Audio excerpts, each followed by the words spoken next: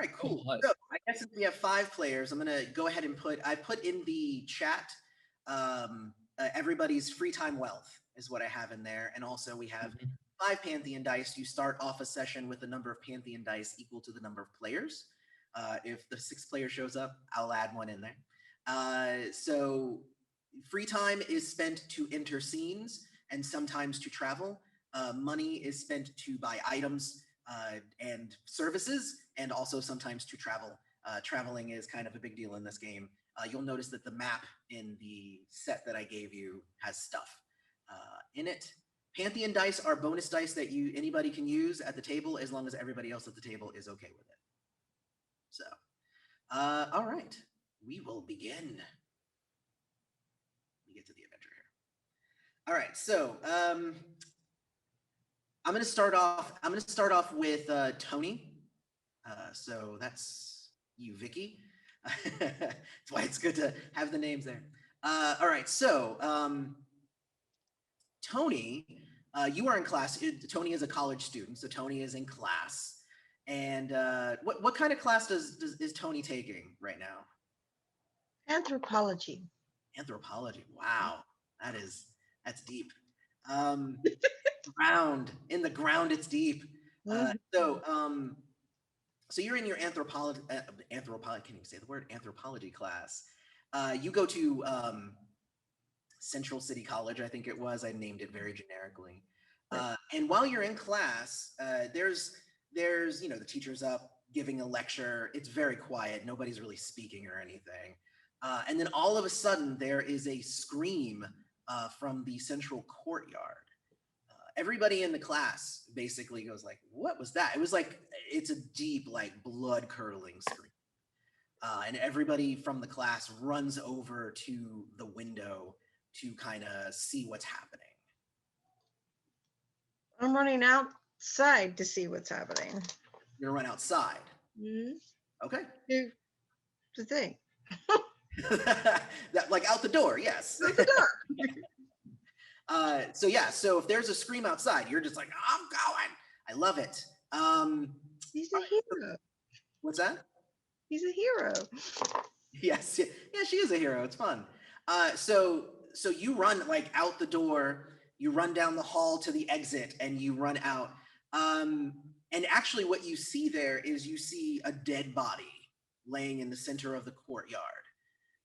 Tony being Tony, you're there. Like you were just bam, you're there. Once you get there, you see Marlin is already there. Marlin, you're there because you noticed a shadowed creature enter the campus and you followed it here. Of course, you didn't catch up to it in time, and it led you here to this dead body. And essentially, right now, you've basically, we're kind of counting it as you have used the forgotten ability that he has, and so nobody is seeing anything magical right now in the scene. Marlin is a member of the Masks of Jana, so they can basically hide divine things from mortals. So yes, so while you were doing that, because you know that there was some sort of creature here and you were kind of hiding it from the mortals, that's when you found this murdered student as well. So the two of you are there. What do you want to do? Do we see anything around us? Is there anybody running away, or? There is no one running away right now. Okay, look at it. I'm going to look at her body. What do I see? Okay. So you look down. It is it's a young man, and you can make. So what you can do is you can make a medicine and intuition roll. Okay. So how we do rolls is you're going to, however many levels you have in each one of those, medicine and intuition, you're going to grab that many D10 and roll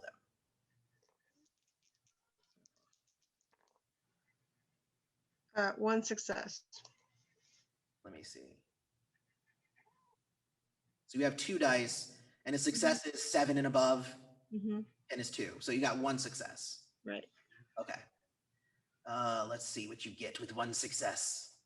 All right, so this young man, you discover a large, deep claw mark in his, basically dug into his back. It was kind of obscured by his backpack a little bit, but you definitely are able to see it there. It was definitely a bigger creature who attacked him because it's a larger claw mark, which is strange considering it apparently entered and escaped without anybody even seeing it. Okay. No, so I asked Marlon what he knows. First, would Marlin inevitably use his blessing to siphon the dead body that just happened to, right? Oh, yes. So the Pantheon dice would get a Mhm. +1. He did he see anything as he was chasing the group? Chasing whatever shadowy figure? Like, I'm sorry, say that again. how long was he chasing this shadowy figure that it landed him in this area? Not long. It was more that you noticed that you noticed that there was a creature there, so you were kind of trying to hide its tracks. But it was slightly faster than you could keep up with it, so you weren't able to actually find it. You were more on its trail. I would say for not longer than maybe 45 minutes, like so, not long. Okay, I'd explain that to Tony, but I'd probably say if we wanted to talk any more about it, we should uh, be more private location to do so. Are there any tracks? No tracks that you can see, at least. Okay, let's find a private spot then. Do we recognize this person at all, or is it just a random? Well, it's another student. Right. Let me see. I believe that so right now that's what you got is you kind of know that it was a larger creature that mostly had affected it. So again, I'm gonna throw something out here just to kind of help guide a little bit. So Marlin, who is the god of death, right? You have Oracle, so you technically could use your Oracle ability in order to see how this person died. Okay. Yeah, Can let's go with that Oh, then. To so that's going to be an Oracle and empathy roll. okay. Again, this game is really fueled on like the creativity of you using your ability. 0 successes. Okay, so you got 0 successes. Would you like to use some Pantheon dice in order to get? I'm looking for 2 successes for the full effect here. Well, can I try the same thing, or is there any way we can aid each other in that? Not in this case. So you are the god of beauty. So Just it would be got one oracle and 2 empathy, so I can roll 3 dice. correct, but that would be sensing beautiful things. Okay, See, he's the god of death, so he can sense death. okay, So that's kind of it. It has to be contextualized under what you're the god of. okay. So what I could say is that you can either, ask the table if you can use some Pantheon dice, or you can spend what's called a fragment. I believe everybody has 3, and you can mark one of those off, and then it will essentially give you 2 successes. Okay. Is there a possibility of using the soul feature to try and like get the dead spirit to talk to me to tell me what happened? You could do that as well. That is another option. Uh, I'd rather try the soul option first. Okay. I figure he spends most of the time in the graveyard anyways. I figure he talks to dead people enough. Yes. Okay, Yes. so it would be the soul plus what? Let's see. Soul plus. We'll probably just use the same one. Soul plus empathy. Okay. 3 successes, a 7 and a 10. Nice. Well, 3 successes on that is really awesome. But you did want to do that moving away, right? You wanted to move away from Mm-hmm. Right. We set up more of a secret area. right. Yeah, I didn't yeah, Does after that we mean we're moving the body? So uh, that's the question. That's what I'm asking. Are you leaving the body there? Are you well, staying? if I've already used the forgotten that kind of hides the magic. Say that. If I've already done the forgotten that already hides the magic of what's going on, would that still be going on at that moment, or I could. Magical things, but it's not going to hide the body. I look at Tony. He's How long has that last, and has anybody, I mean, everybody has noticed or heard that this is going on, so It's gonna last the is scene. anybody approaching us?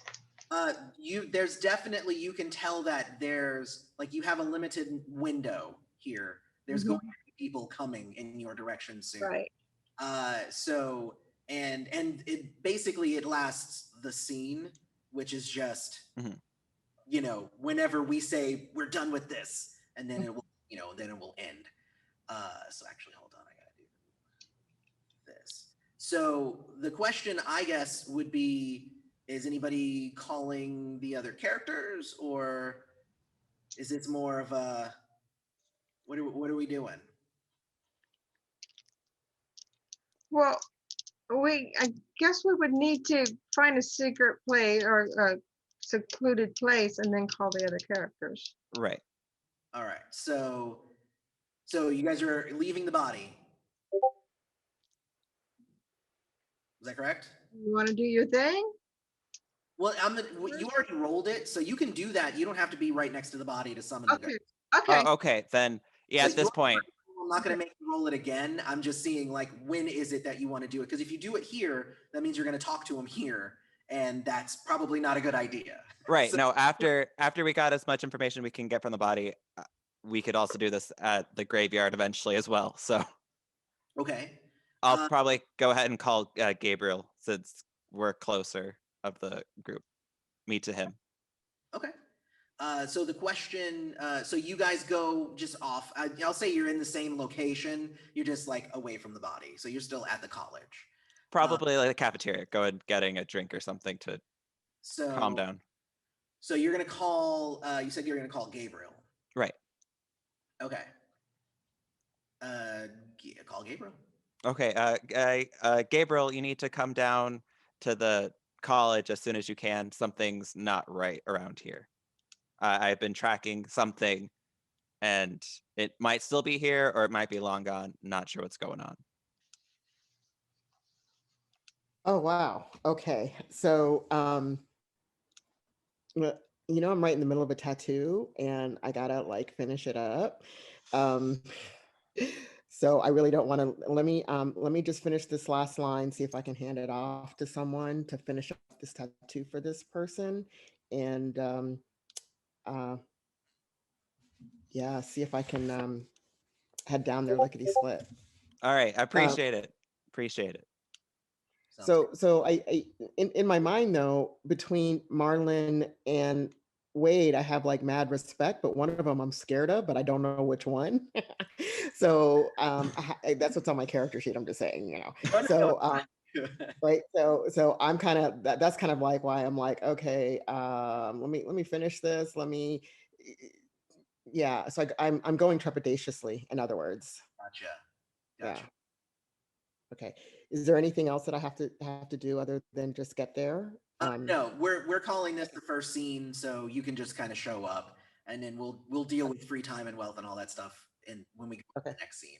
First scene's just fine. It's just going to cost you one free time. Go ahead, Vicky. Like you were going to say something. I was gonna say Tony's gonna call Mina. Hey Chica, we need some help. Come on, help. We got something going down. There's like this like constant like clinking going on, and it's very loud. And Mina responds with, what is it? I'm currently counting all of these chips and I need to get back to the cage. And you just hear like Vegas style clink, clink, clink, clink, clink, clink, clink, clink, clink, clink, clink, clink, clink, clink. Is it really that important, Tony? I'm so busy. Mina, this dark stuff is going down and we need some light. Tony, is it dark outside? Because you know I don't like the dark, girl. No, I mean dark stuff. Oh, okay. Well, let me get done. Let me put this all in the cage and I will bebop over there. Wait, where are you? We're in the cafeteria. Well, you're at school? Yeah. Okay, I'll be there soon. Let me put the money away and call it Uber. And then she will do this here, ting, ting, ting, ting, ting, ting, ting, ting, ting, ting, ting, ting, and click. And Mina is going to put all the chips into the silver thing you see chip collectors walking around with in Vegas. Take it to the cage, explain with a little white lie, but a big smile on her face, and say that she's got to go help her twin sister out, but she'll be back as soon as she can. It's a family emergency, and she will head outside of the Citadel and start to call up an Uber on her fantastic iPhone 12. She loves tech. Of course, of course. All right, cool. So, and you're able to get an Uber pretty quick, and you are on your way now to the college as well. Yeah, I wonder if anybody even calls Wade. This happens sometimes in adventures where nobody wants to call Wade. Well, it says my character doesn't like Wade. Poor Matt. There's only one character. But hold on. Mina, hold on. Let's get back to Mina here. Mina in the car, because I actually find this quite interesting now. I didn't read anybody else's character. So I actually, Wade and I get along really, really well because we're both nerds and into tech. And it's kind of funny because I think Matt and I would get along really, really well because I think we're both very nerdy folk. I think together this is a great marry. So Mina is getting on her phone as she is, probably swiping right and left on Tinder. She's like, shoot, I need to call Wade. So instead of calling Wade, I'm going to text him and be like, hey, something's going down at the school. I don't really know what it is. Tony was very quiet about it. Like, can you meet me there? Or we could carpool. I could get this dude to do like a buddy pool and I'll pick you up. Where are you at? Send. So Wade, not finding love with Apple products, will take out his Pixel 5. Take a look at this message. Sitting in his office, probably just doing tons of paperwork and probably arguing with somebody over the phone, gets this text message. Scale of 1 to, and he'll type back, scale of 1 to 10, how important is this? And where exactly are we going? Mina sends back, Wade, I hate your green text messages. I wish you had blue bubbles. I don't really know. Tony just said it was dark, and she's going to spell out DAAAARRRKAY exclamation point dark K, and then say probably a 10 question mark send.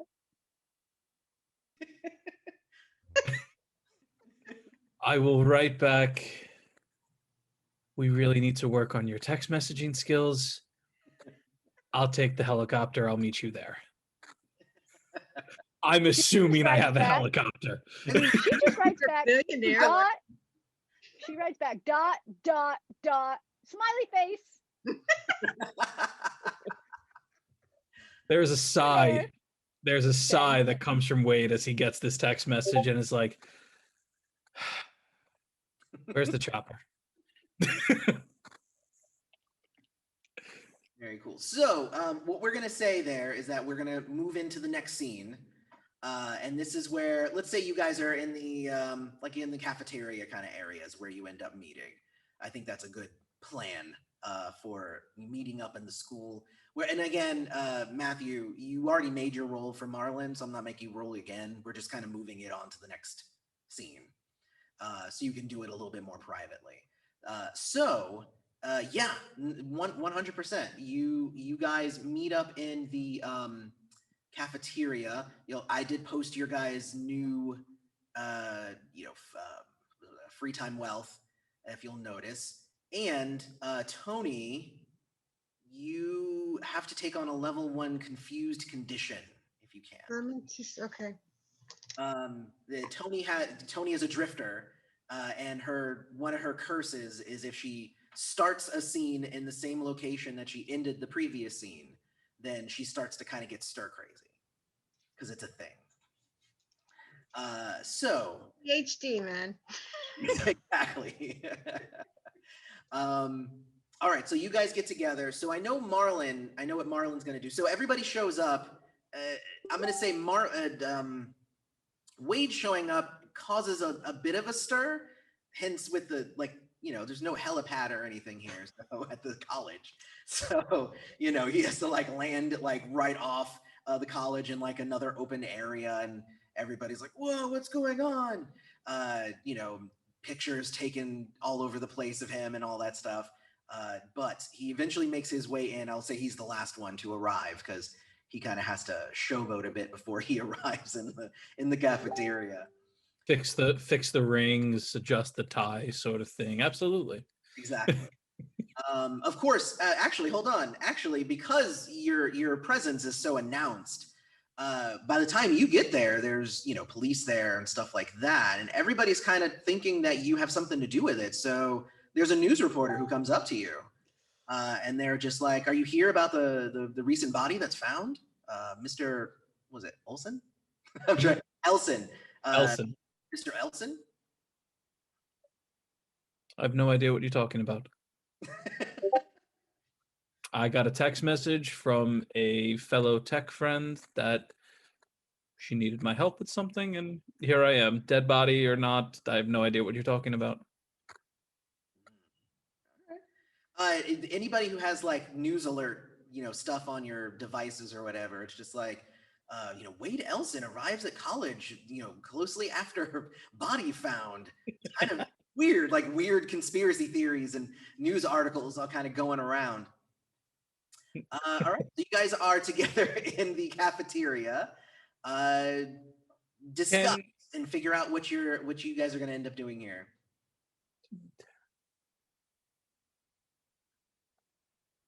Mina's gonna go find Tony and ask about the scene that just closed and about what happened, how we got here, with a grimacely smile on her face, and like, I am a happy-go-lucky person, but this is awkward, and try to find out why she needed us all here.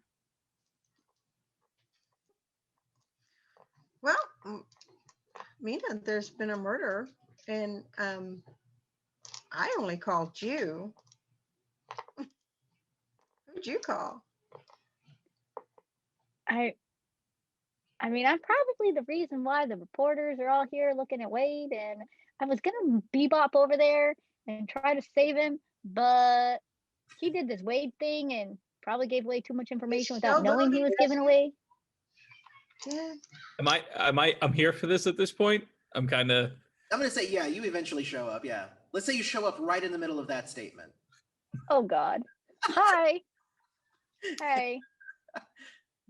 There's nothing for me to tell reporters when I don't know exactly what's happening. All I saw in a text message was dark with way too many A's and way too many K's.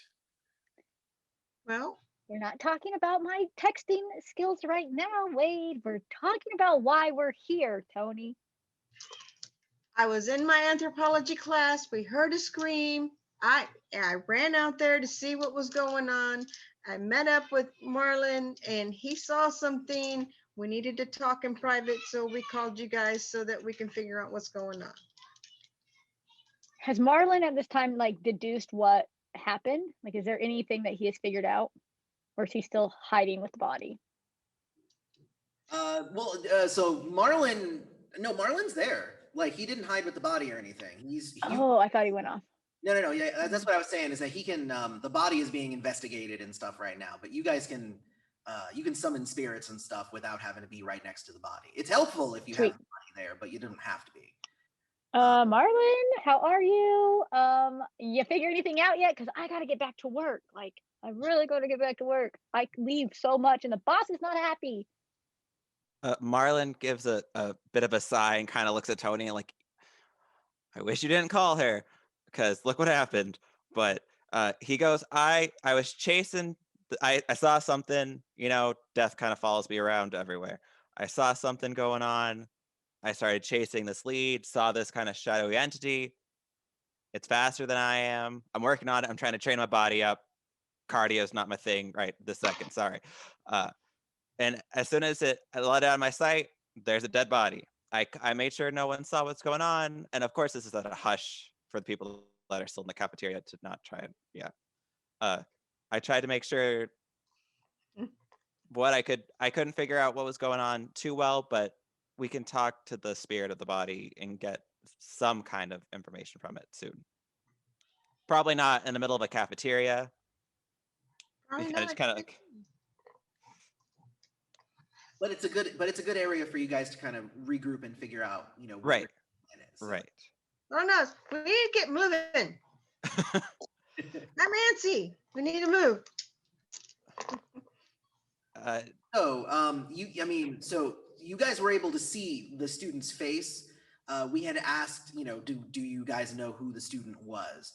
So essentially, you can make a roll to see if you remember who they are. Actually, no. No, Tony knows who he is. His name is Jamal White. So he is not necessarily, you never like really ran into circles, but you're kind of, you kind of just know everybody because you're Tony. Because everybody knows you and you know everybody, even if you don't know their whole backstories or anything. So you know that there's a victim.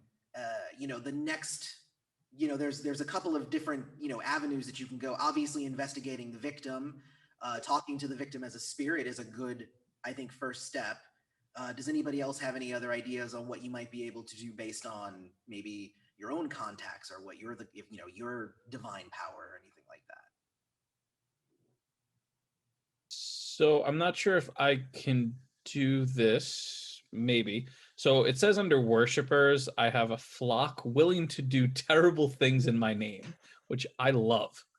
Could could I potentially ask one of them to, or ask a worshiper or contact someone to see if this Jamal White was into anything sort of shady or underground, do a little digging? So I wouldn't ask. So I wouldn't ask your worshipers to do that because your worshipers Okay. are zealots. Okay. Zealots are specifically like, I need something burned down. I need someone kidnapped. Not Okay. at like doing incognito, stuff like that. Now, you also, of course, would have the option of, you could always call up Calic and you could give him a scent, see if he can track it down, something like that. Okay. There's a few other things you could do. You could also call up Cynthia, but Cynthia's going to more have mystical knowledge and not necessarily about a random student at a school. So you have ways to get information, but not that specifically, not from your worshipers. Yeah.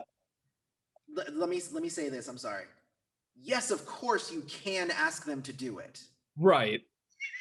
I as the GM am suggesting that you not ask your zealots to do that because it usually goes poorly when you ask a zealot to do anything other than what it's designed to do. Gotcha. I appreciate that and thank you. Yes. Unless that's what you're going for, No. Pure chaos. No. So yeah, I'd then I like that better. I'd probably summon Kalik? But okay. Probably the wrong pronunciation. I will call forth my direwolf to sort of take a scent and see if they can pick up anything. Okay. So what you can do is basically you're going to mark off one of the boxes on Calic. Mm-hmm. What that represents is you are straining that relationship because you're forcing him to do something that you have now commanded him to do. Goes. Oh, I'm sorry. No, I can't wait. It's not like that. Anyway. It's all right. Calic hates you, but you have power over him, so you get to tell him what to do. So that's cool. So I'll roll for Calic in a moment. Okay. So let's see. Do you have any ideas, Karis, for Gabriel or Alicia for Mina? Karis, you can take it away, friend. You see, Tony, sometimes I'm useful. Oh, I still have this Very tattoo in my useful. mind. So You have all the resources.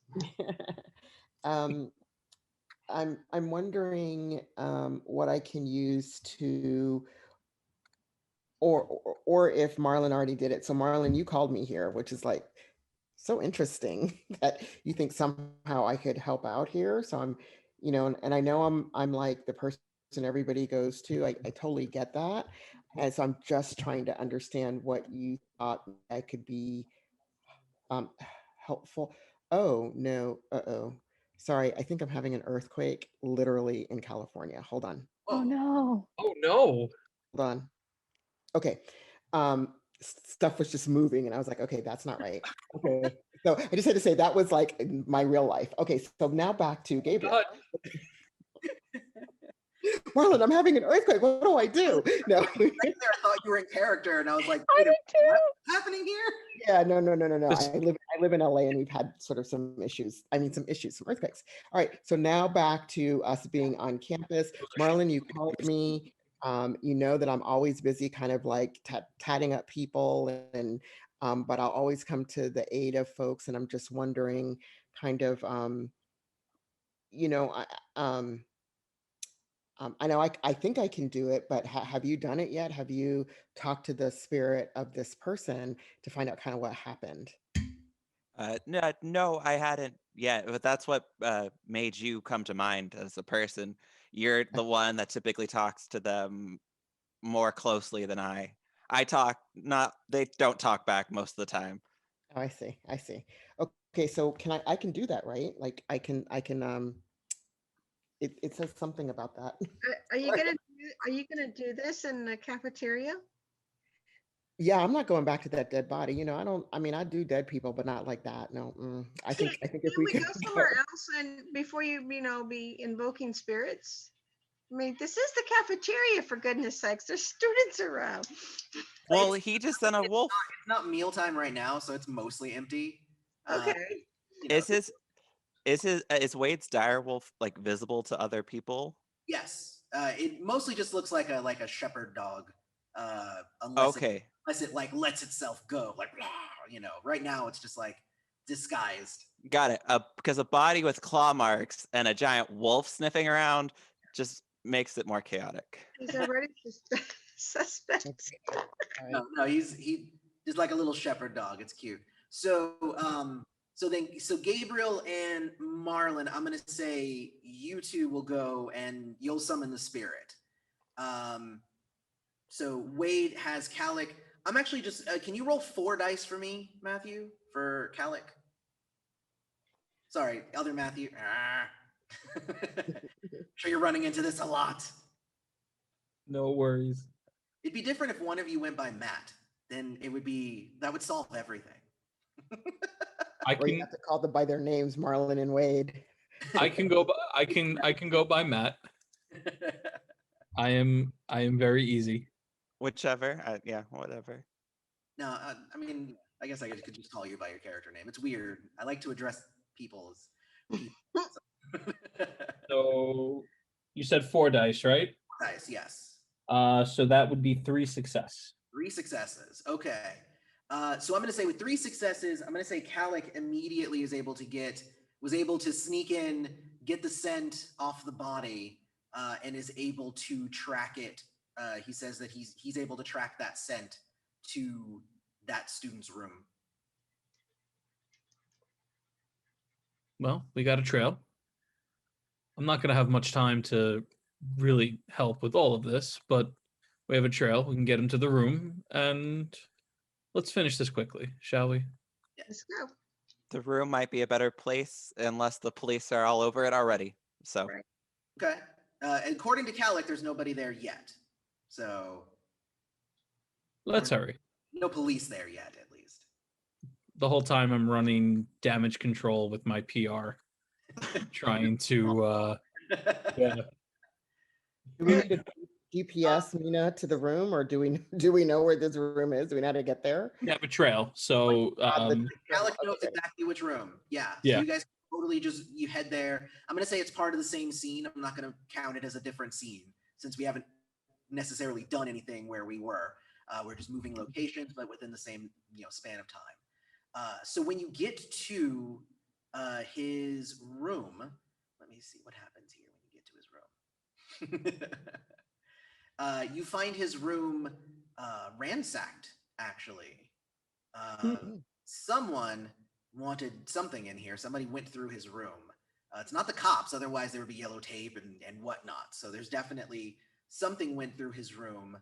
The question is, did they find what they were looking for? And maybe that's why they're not here. Who knows? If you guys can make perception plus intuition rolls. Intuition 1.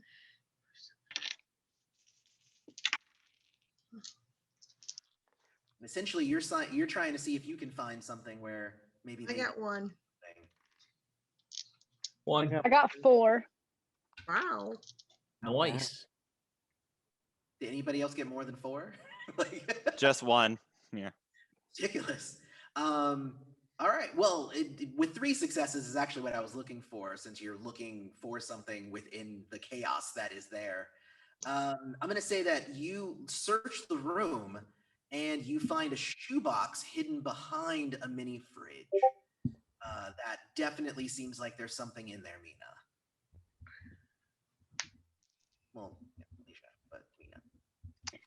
Okay, so yeah, Mina is going to sit down against the wall, cross her legs, and open it. Okay. You open it and you find a crystal amulet with gear ornamentation, like it's like got gears inside of it. It has an audible ticking sound coming from it as well, which is kind of suspicious, but it's not a bomb or anything. Like, it's not emanating heat. You're definitely not getting that kind of vibe from it. More like a clock than anything. Like, it's keeping time, not counting down time. But yeah, so it doesn't give you any immediate idea of a threat or anything, but there you go. That's what you find. Is the box dusty, or is there any indication that this box has been hidden for a long time, or has it been accessed often? I'm gonna say that the shoebox, it does not look. Because I'm gonna say that the amulet's not the only thing in the box. There's like other things too, like secret things that Jamal would have wanted to keep. Nothing super important or like risque or anything, but just like notes from his dad and stuff like that. So it's a box that it looks like it's been accessed often, but obviously this thing doesn't seem like it fits in with any of the other things in the box. Mina's gonna be like, guys, I found a thing that ticks. It's kind of cool. What do you think? Definitely. And, like, those words go don't past go it. together always that well. Wade, we're friends. Let's not ruin that today. I'm not, but ticking in a shoebox never ends well. At least what I've. It's not a bomb. I feel like it's good. It's okay. There's no bomb in it. It's not gonna blow up. It's just kind of. And because Mina is so interested in technology, she's looking at this thing like it is old AF. Like, she's intrigued by the fact that it is ticking and spinning, but there's no battery. We're fine, Wade, but look at it. It's not like, it's like old school tech. And she just passes it off. Do I recognize this at all? Does it look familiar to me? No. Nope. Well, it's another thing to ask him about. Right. Hmm. When are you going to do this before the police show up? I second what Tony said. Let's get this done quickly. All right. So you Okay. already did your roll. So you are able to summon the spirit of Jamal. With 3 successes, you're able to, see it and communicate directly with him. And you were able to give one other person here the ability to talk with him as well. So Gabriel for sure. Yeah. I kind of said, it would probably end up being Gabriel. He kind of pops up, and he's just kind of like a skinny kid. He was probably a sophomore in college, so he's not like old or anything. And he, ghosts kind of appear the way that they died. So he's got giant gash on his back, and his face is like all what's the word? Like, it's got abrasions on his face because he fell like face first into the ground after dying. So that's basically what he looks like. And he kind of just looks around and he's just like, and you see this like feeling of dread just coming over him in the moment as he is realizing right now that he is dead. I know this is very confusing. Hello, and I introduce myself and introduce Gabriel. Do you know who did this to you? Or what did this to you? Might be better. So if you could make an influence and empathy roll for me. Okay. I don't know if Marlon is good at that or not. One success. One success. Do you want to? Do you, Gabriel? Do you want to try and see if you can get more? Let's see. Influence and empathy. Influence, empathy. 1, 2, 2 success. All right, that's good. That's 2. I'm gonna say because basically that's to make him not just start screaming his head off crazy and not be able to answer because he's hysterical. So I was looking for 2 successes, which was like, please don't do just 1. So yeah, so he kind of is able to calm himself down. Gabriel's presence is somewhat calming, and he says, "No, I don't know what killed me or what it hit me from behind." Okay, can you explain this amulet that's here? And that might have been what they were after. He says, "Yeah, that was something cool that we found at work.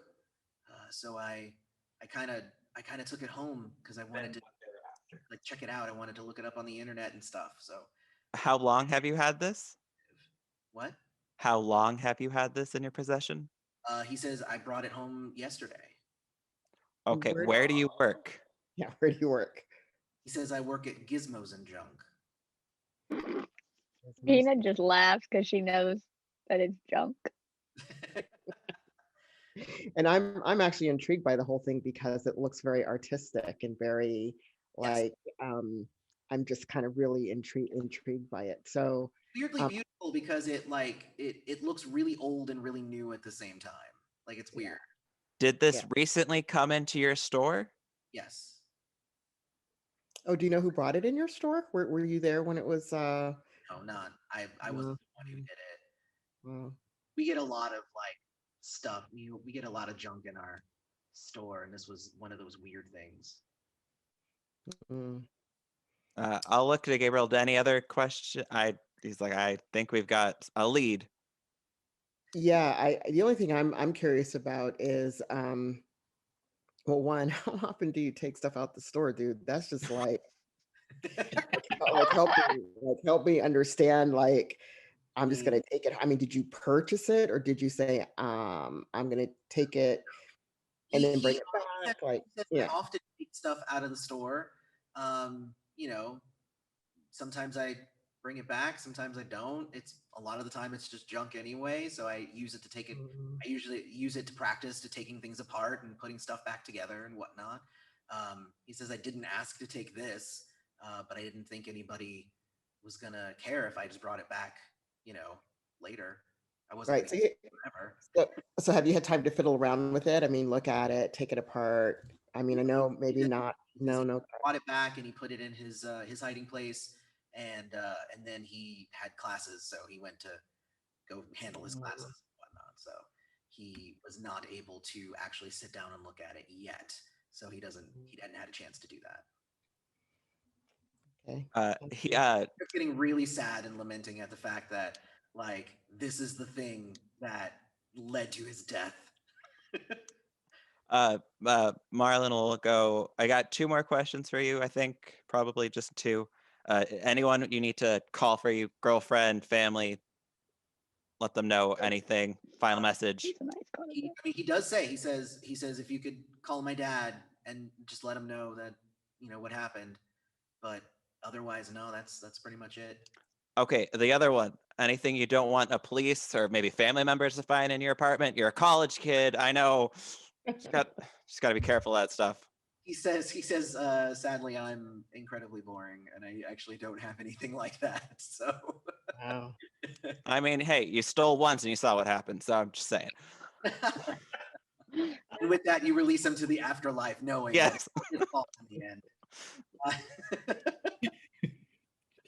I did this to myself. Okay. Oh my God. I before trying to relay the information to the rest of the group, I say let's get out of here before the police show up.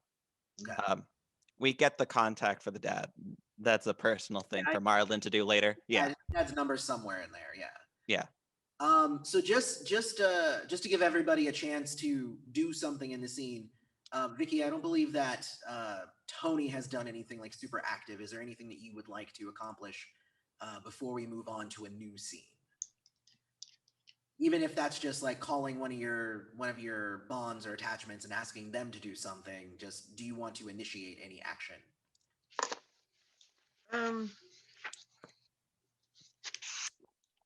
Well, I kind of feel like since you called me out that I need to. No, it's more just that you have the option. Okay. Because you had to pay a free time to get into this scene. So, and I'm about to make you pay another free time to get into the next scene. So Okay. I'm trying to just make sure that you accomplish something in a scene that you paid for. You paid for the scene. So. All right. So his room's a mess. Can I make his room clean and beautiful? Oh, 100%. All right. I would say you can use either puppetry or shaping for that. Shaping, because she doesn't have puppetry. Let's do shaping. Let's do shaping and crafts. 3. Oh, that's 6. So Oh, his room is going to be looking real good. 1, 2. 2 successes. How many? 2. 2? Oh yeah, 2's more than enough. Yeah, you know, everything is put back in place. All of the rips in his bed sheets, his sheets and stuff are all hemmed immediately. You know, all of his like thread count goes up by at least 2,000.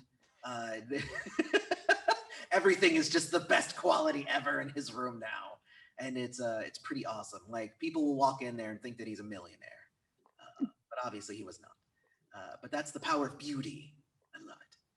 Very cool. Okay, so we're gonna go into the next scene, and this would be where I would ask you guys, what are you gonna do at this point? What's the next goal here? We're going to go to his work. Gizmos and junk seems to be the thing. If you don't have another tattoo job, Gabriel or Wade got to do something with money, maybe. I got one more left in me, and then I take the helicopter and I say goodbye. And I've got somebody over there taking care of you know, the folks who are coming into Lizard Inc. So Yeah, I'm gonna hang with with you guys for the moment. So just to kind of give a few like what's the word? Oh gosh, I'm like blanking out on words tonight. I apologize, guys. Like a few examples, I guess, suggestions. One is obviously you could go to his job.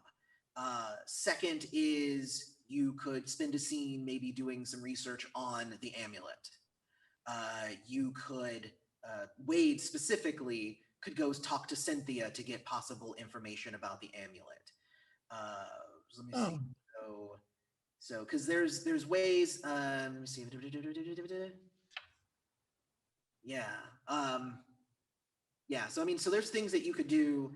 There's other things that you could do that are here Okay. that don't apply because of missed rolls earlier. So I'm Okay. like, so yeah. So there's some stuff that you could do. So yeah, I'll take if you guys will let me, I can take this odd trinket, so to speak, and maybe ask a few people what it might do or what it is. Okay. Just be careful. Keep your eyes peeled. Something might come at you as it did the other one. Sounds good. Would Mina go with him? You want to bring Mina to go see Cynthia? Hmm. That would be the question. Cynthia, just so everybody knows, Cynthia is his watcher. It's essentially Yeah. the mortal who works for the order that gave him his godhood, and basically keeps tabs on him to make sure that he is always operating within the order's interests. So, Because Mina would want to keep tabs on him and that non-tech item. yeah. Even though like we get along and we're bonded by tech, I'm worried that it could fall in the wrong hands. Cynthia does already know about your pantheon, so you're not going to be like introducing somebody that Cynthia doesn't already know because she knows a lot about you. So it's more just, do you want to introduce Mina to Cynthia? Ooh.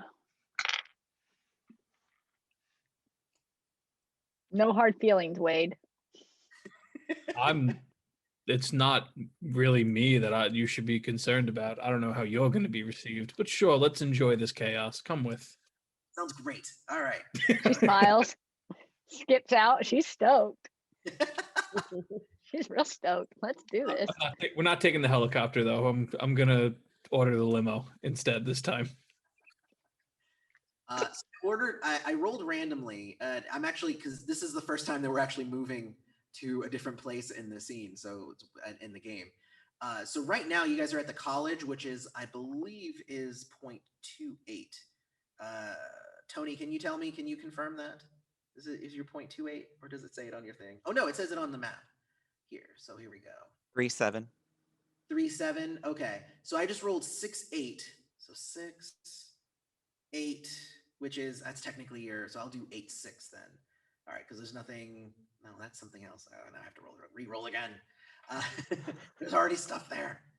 The campus it says 3-7. Right. Yeah. So I'm actually, yes, right. So to go meet Cynthia is at 0.17.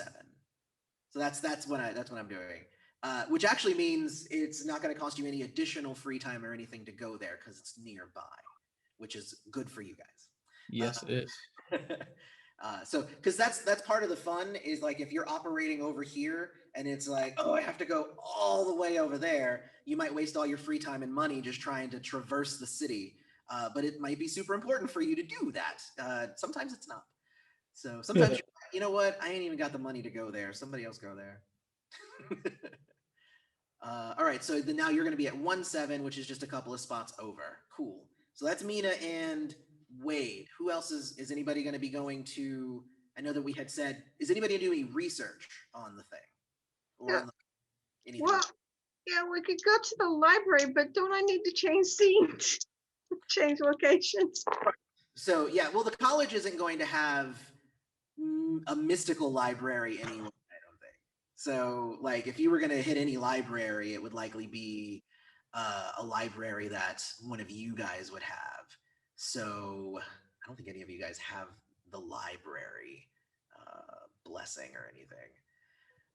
But yeah, so what you could do though, this could be something where you could tap into your worshipers and you could say, does anybody know of any, creatures, or has anybody been hearing any, murmurings about rituals or whatever? So there's a lot of different things that you can do there. You could also literally just like research the gem by its description, like gears, crystal, amulet, this shape, see if anything pops up, like it could. There's a lot of different things you could do, or you could go to Gizmos and Junk and follow that trail. That's another option, obviously, as well.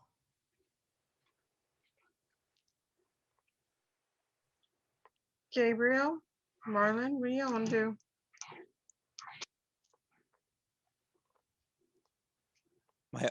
My only concern is if there's more of these amulets or other trinkets like this, and if there's any other dead people, like this is a recurring pattern.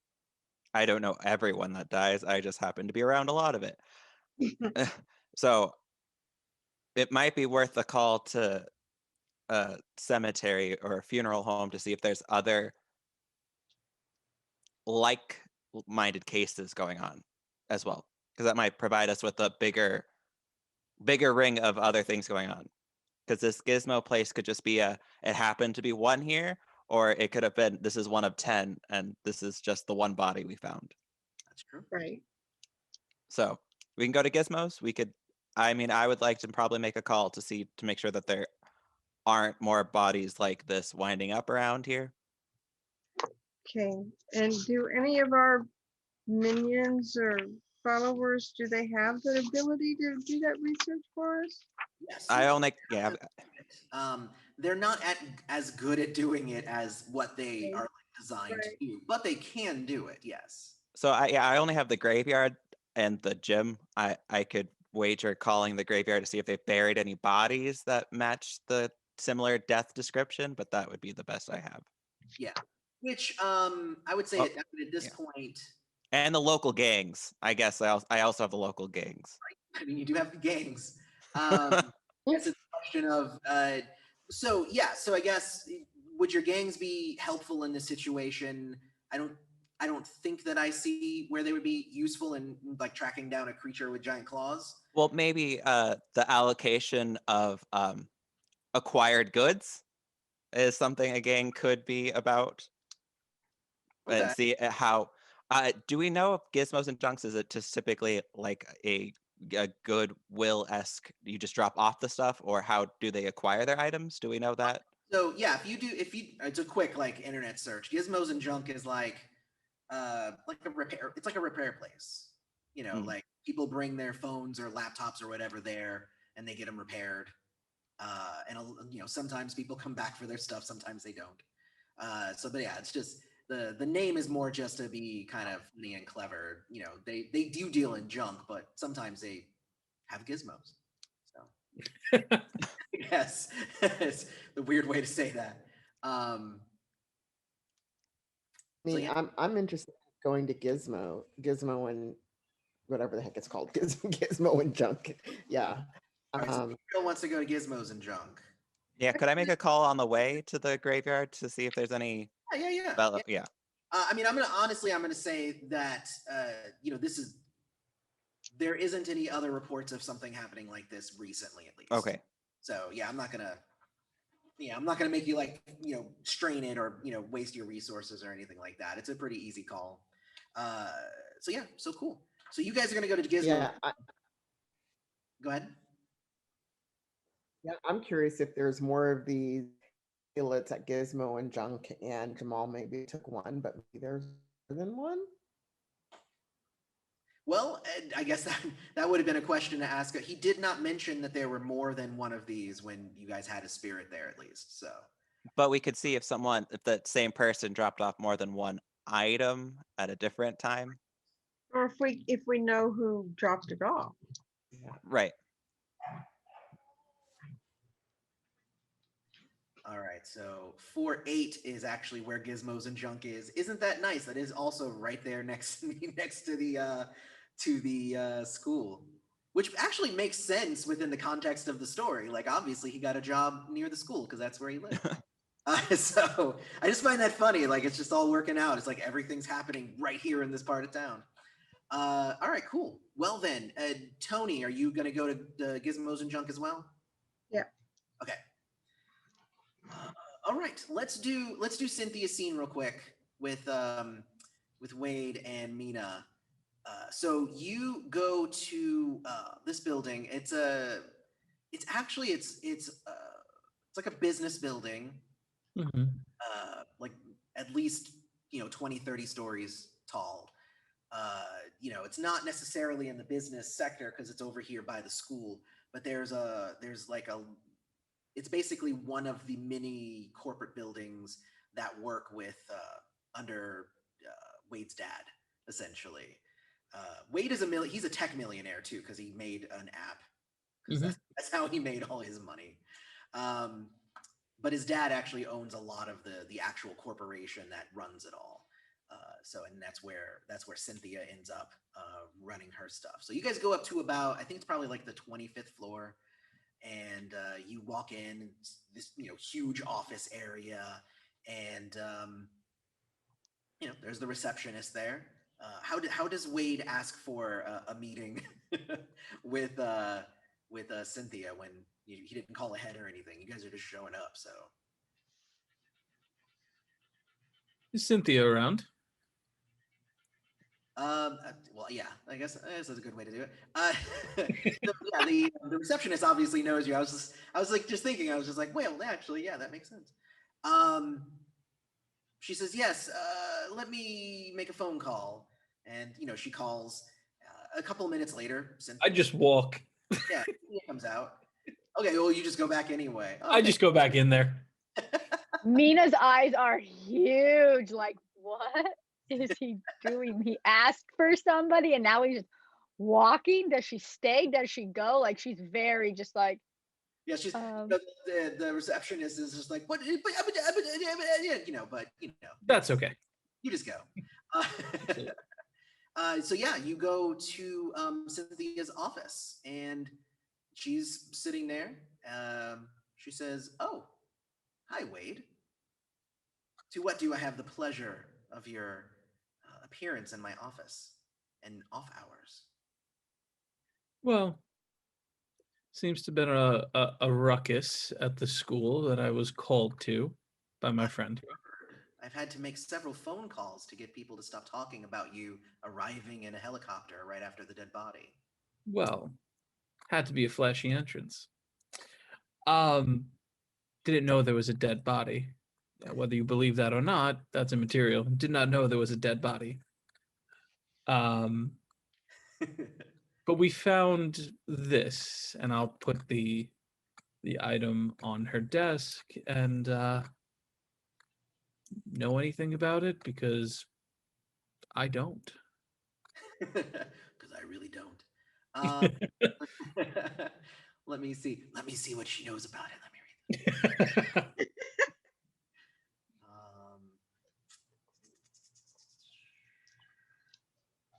Okay. Let's see. So she says yes. Well, actually, hold on.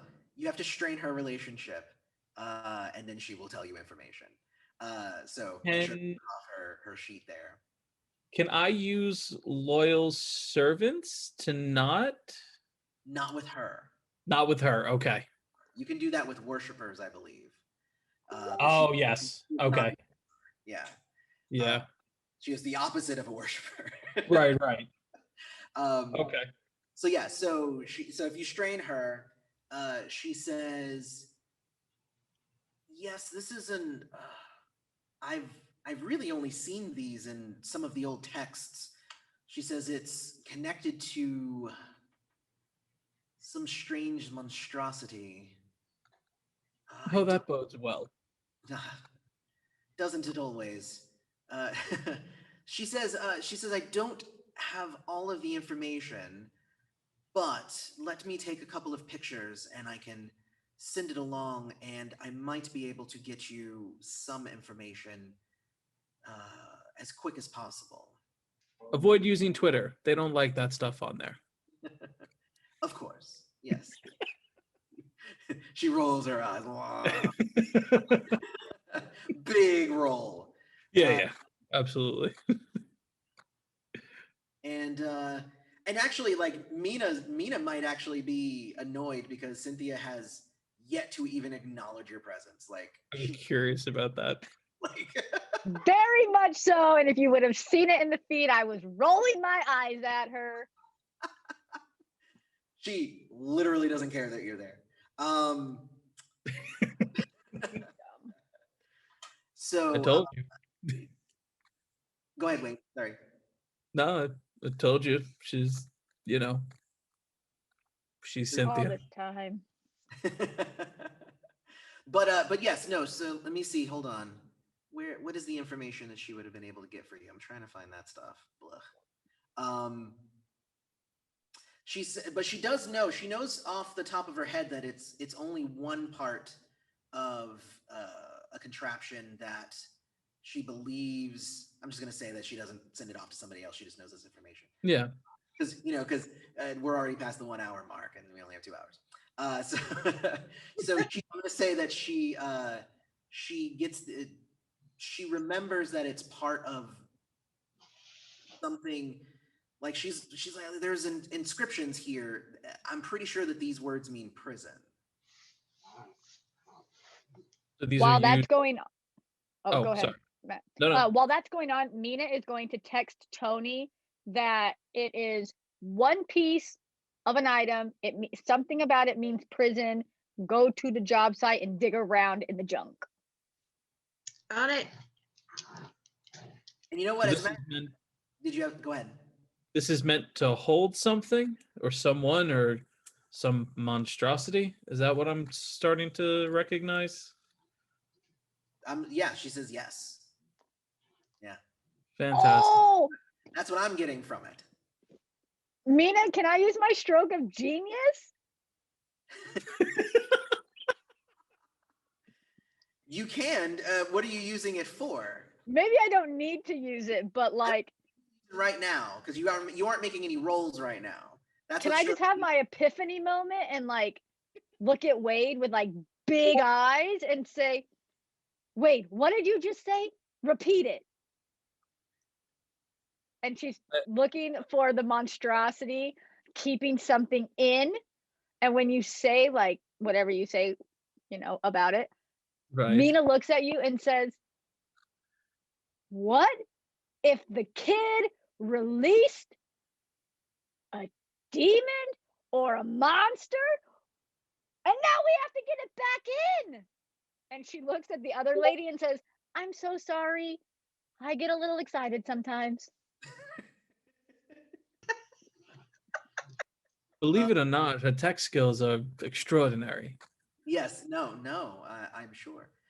No, she says no. I appreciate the excitement. It's wonderful. I just appreciate it outside of my office. So. Mina looks around like, where am I gonna go? So I'm gonna say though, I'm gonna jump to the other group, and I'm gonna say you guys got that text about the prison and stuff right as you were pulling up to Gizmos and junk. So it's an easy segue there. So right as you are pulling up to Gizmos and Junk, let's see. So it's a small tech shop in a strip mall. So it's, there's like a Subway next to it, and there's like another thing like on the other side. They repair computers, watches, pretty much anything that you can bring to them. And they make a killing off of fixing phones and tablet screens. The store appears to be open, but as you are arriving, it doesn't look like there's anybody like really inside or anything. And there's a disgruntled customer outside lighting a cigarette, mumbling to himself, like, "Man, got my computer. Want my computer, damn it." Hi, friend. How you doing? What's wrong? Hey, I don't know. They must have like forgot to lock the doors or something. I'd steal something if like it wasn't full of broken stuff. But there ain't anybody in there. It's interesting. You better have my computer, is what I'm saying. Did you knock? No, the door's open. I rang the bell, yelled a bunch, nobody came out. Oh, you're muted, sir. Marlon, being the unpredictable, because that's his curse, he's just gonna go in and like literally just go right to the back of the shop. They said you rang a bell, and I'd be like, good enough for me, and just go all the way in. All right. Is everybody just following Marlon? Or yeah. He just darts off to the back of the shop. You find a pretty gruesome display of what appears to be the owner and one employee carved open with the same kind of claw marks and stuff as the first victim. Oh, this is I just can't even. Can I pull that? Because this would like send me. Yes, you can totally. Right over the flipping edge. This is like too much for me. I know I'm all, no. I'm used to no. No, I can't even. So that means that essentially she is activating Gabriel's, no, I'm sorry. No, I'm out. not And gonna happen. he just I'm goes out. outside. He will not be part of anything else during the rest of the scene. Yeah. But Sorry. that guy's an additional Pantheon die. So There you go. And good luck to you. and no, Because I'm running out. Good luck. See you guys later. Yeah.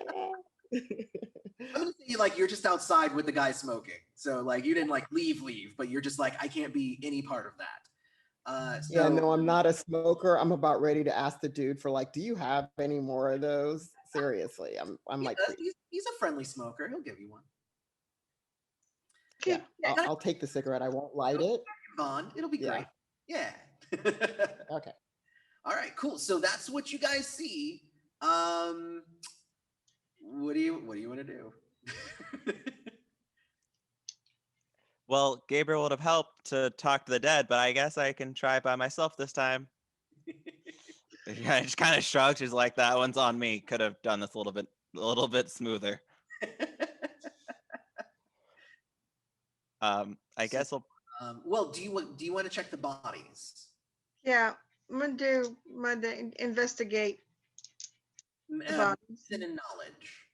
Yeah. Check the bodies. So, what do you want me to roll? Medicine and what? Medicine and knowledge. Yes. Okay. While she's doing that, could I look around the area around them to see if is there like a struggle? It looks like there's a lot of stuff destroyed in here. Yes.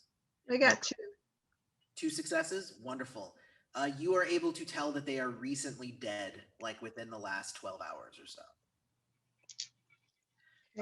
And what you see kind of underneath part of there's not a roll for this, you just kind of see this because you're looking, Marlon.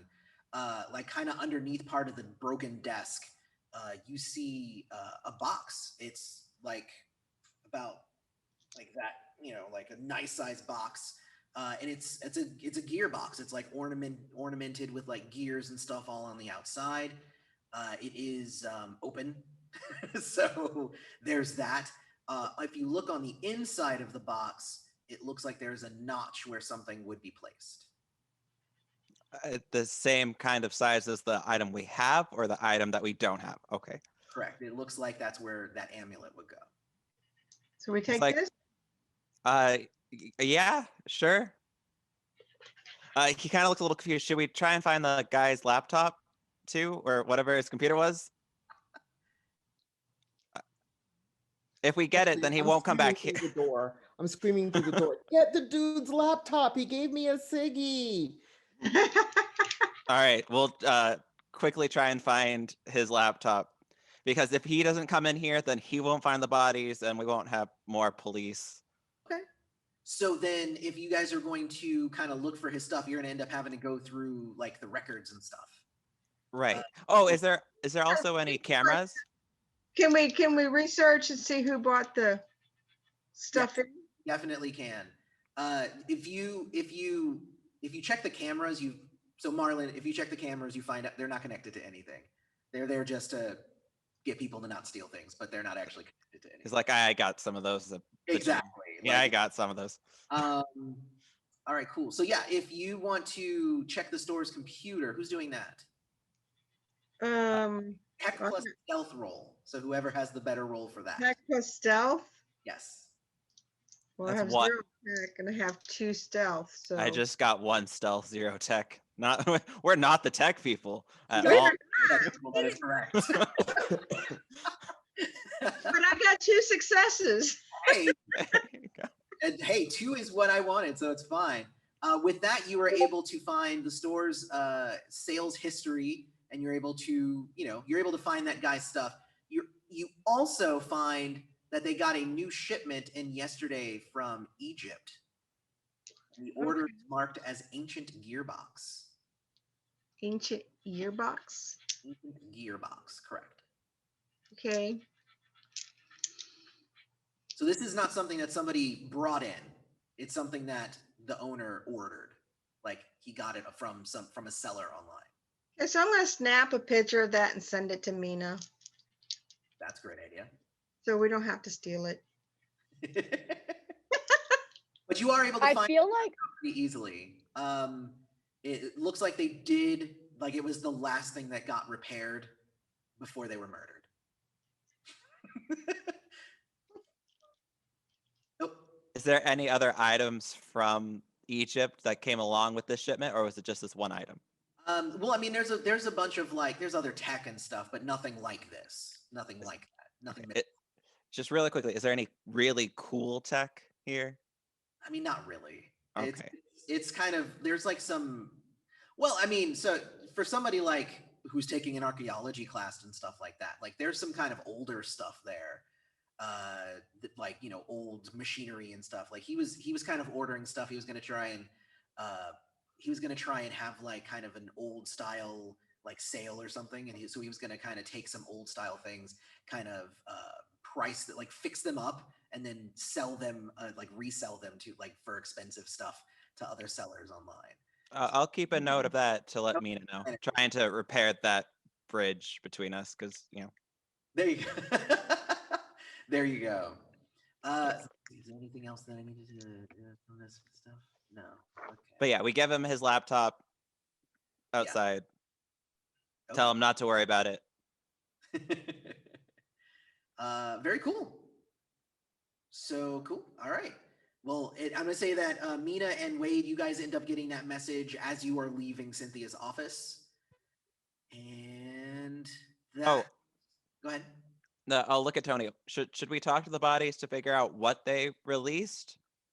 Or maybe they wouldn't know. Maybe Jamal released it after he took the thing back out of the box after they fixed it. Hey, Gabriel, can you talk to them? Gabriel's outside. So, okay. I am seriously not going back up in there. So just so you know, but let me see. There is something. What does it say here, Gabriel? Can communicate. Interact with. So you are a member of the Kunitsu-kami, which is essentially you understand your placement in the order of spirits, and it allows you to speak with spirits and stuff like that pretty easily. I mean, you can. Can I do that from afar? Meaning, I don't have to go back in there and do it, right? You could do it from afar. I guess. I think you'd have to be in there to know who you were calling. Because you were in there for a split second and saw, cut open faces, and then ran out. So you don't even have a name, you don't have a face, you don't have anything to call on. To help Gabriel, since it is kind of my fault, can I pickpocket their IDs and give them their driver's license? Is that good enough information? That's right. You're supposed to be an old dog. Come on, old dog, help me out. Go ahead. I'm sorry. Say that again. I was saying that Marlon was supposed to be like all street smart old dog, but kind of straightened out his ways, right? So yes. Yeah. Can he get me some info? I can do it outside. Just dig in the wallets. Just give him that. That's better than we were probably looking at in there, anyways. Yeah. Well, I'm gonna say that you try to talk with the spirit. And I think we've actually lost Karis. Are you still there, Karis? It's frozen. Yeah. It sounded like her audio was sputtering a little bit. So maybe she's having a real earthquake. I'll text her. Oh my gosh. She really doesn't want to deal with these dead bodies. It's okay. No. It's okay. Well, I was actually about to say, Okay. Hey, you're back. Yay. Okay. Well, I was about to say, just to not to make you waste again any of your resources or anything, I'm just gonna say you try to talk to the spirits, but I'm gonna say you're not able to. You're too far gone. Nope. Speaking of gone. All right. Yeah. Do we need the box, right? Right, Tony? Yeah. So we'll keep the box. Kind of. Is there anything we can hide it in? Like, I mean, there's put it like in a bag or something? Because it's not too big. Like, it's basically the size of like a computer tower. So they have like boxes and stuff to carry computer towers. Yeah, well, that's how I'll take it out like that to make sure people don't get suspicious. All right. Hello. I'm sorry, my internet is wonky now. Sorry. No, earthquakes do that, I've heard. Yeah. Okay. I think we're okay. So yeah, so that's where we're at now at this point. So where do you guys want to meet up to do something else? You obviously, you know, I've kind of spelled it out, but you need to combine the amulet and the box. So Yeah. Does everyone have the ability to get together before they have to do something? yes, right now everyone does. Marlon's like, my gym is close by. He's like, I can close that off. That's the most secluded we're gonna get probably around here. Probably. Or you can go to Tony's room at the college. That would be the other option. I think they are both within reasonable distance that it will not require additional free time or wealth to get there. So, your call. Would it be suspicious the money man coming back to the college again? It's not suspicious. The helicopter was the suspicious thing. Like he could have just drove there and like nobody would have known. So Celebrity entrance, right? exactly, he made the celebrity entrance. Not how that's how I roll. So yeah, most definitely, he can. You guys can go back to the college, or Gabriel's art tattoo shop is actually nearby. So I would say any of those three places. Why don't you guys come to my lair, my lizard tattoo lair shop? Okay. It's not the lair. It's a Text tattoo. Mina, say meet us at Gabriel's. All right, cool. He responds with, okay. So you guys all in Jovial. at. So I text Wade too, says you can come too. I don't respond. I find it funny because I would think that you guys would have like a Pantheon group text going or something like that. We have a Discord server. Oh, Yes. So you guys get to Gabriel's shop. I'm gonna say that it's not like a Gabriel Gabriel doesn't live like on the top floor over the shop or anything. It's more like there's like the front part is the shop, and then you live like behind it, essentially. When you're not at Sam's, because usually you're at Samantha's house. So yeah, so you guys arrive there, and you can seclude yourself away from like the customers and the regular goings on and stuff, because you guys are at you guys are in the back. So you also notice that I did update your free time and wealth. So that's where we are right now in the chat. Yeah. So for me, what does that mean now that I'm at 0? It means nothing for this scene, and it will mean every. Okay. Gotcha. Dun dun dun. Dun, dun. Or not. I mean, it just kind of all depends. Yeah. So what are you guys gonna do? Well, here's the box. It's a beautiful ornate box. Which one of you has the amulet? And by the way, do you guys want some coffee? Like I drink a lot of coffee. I mean, I have to have my coffee. I'm gonna go get some coffee. Thanks. All right, I gotta like make sure everybody's like feeling welcome and everything. And for those of you who want green tea, no. Do you have espresso? Coffee. Espresso. I have espresso, of course. Oh, Love it.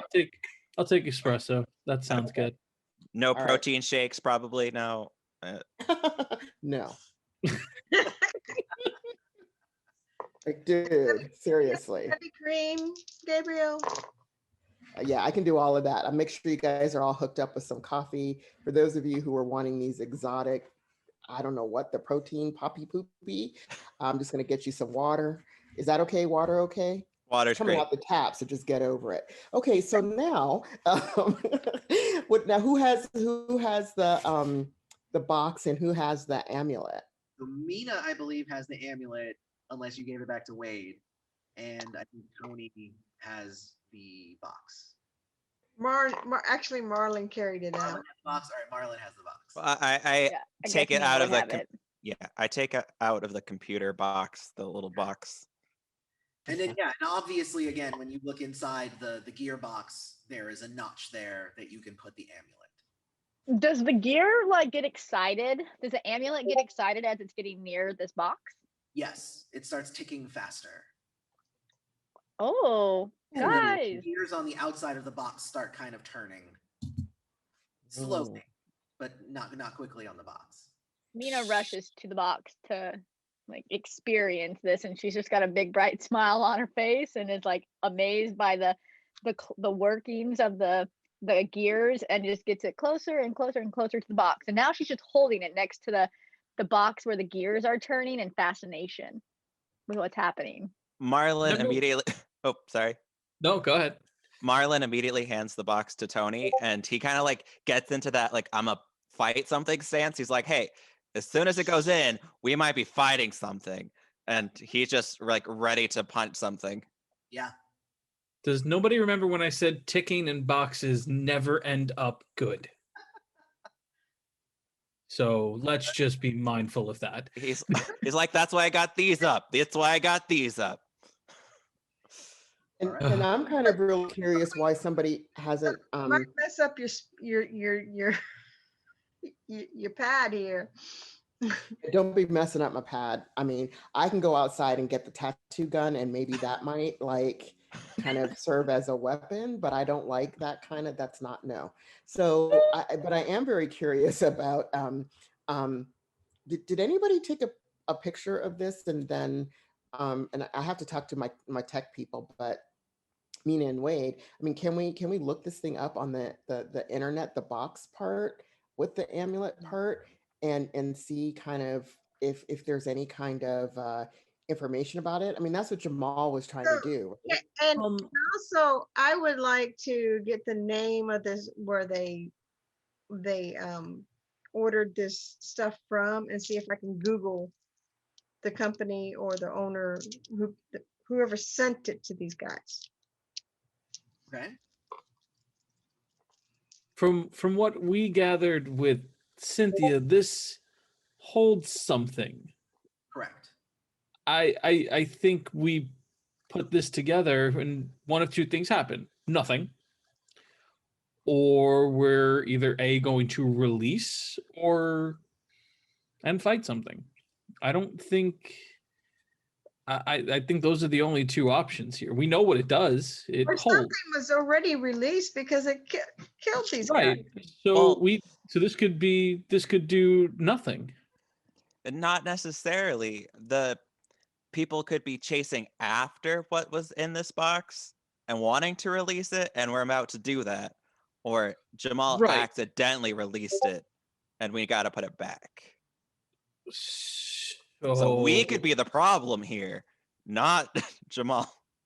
I've already been running damage control from the helicopter. Can we not have any more issues? So The GM is like, so what are we doing? And it's a regular me- game. I would love to go down all these rabbit holes and stuff. So I'm gonna. Mina just put it in the box? Yeah, I'm gonna say the next part happens when you put the amulet in the box. So,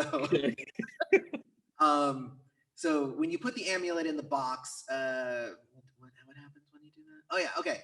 So when you do that, the carved designs on the box start turning faster, and a green light shines out, and you start seeing it kind of do like a shadow puppet sort of thing, and it's kind of telling a story of sorts.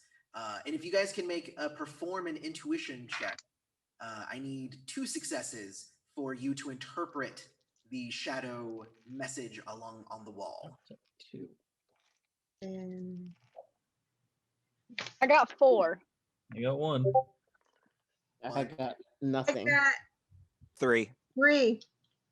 3 and 3. Wait, so Tony got 3, 3 for Marlon, 3. and 4 for Mina, and then Gabriel and Wade are going to be like, I don't get it, you know. So it's, but it's fine. Essentially, it tells a story with the puppets, like in showing, you know, the different forms and stuff. And essentially, what you get is long ago, the gods grew tired of using humanity in the God Wars, and crafted their own creatures from the technology they had created at the time. These automatons were dangerous in the hands of sadistic gods and were responsible for slaying entire armies of mortals. When the gods' power diminished, they found they lost control of their own creatures, and rather than be destroyed by them, they locked them away in sealed and often cursed gearboxes. So that is that. If you make a knowledge and intuition check, if you get at least one success, then you will know the name of the creature that is in this box.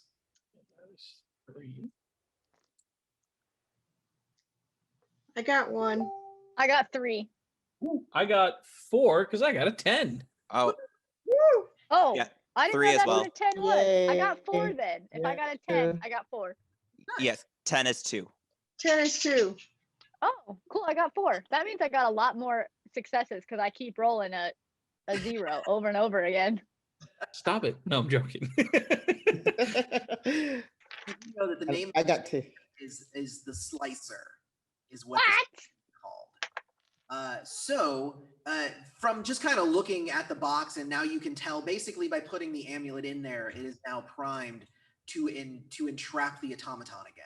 Like it was designed to catch this thing, and that's what it does. It doesn't suck one of you guys in or anything like that. Like it's pretty straightforward. If you put the amulet in it sucks up an automaton.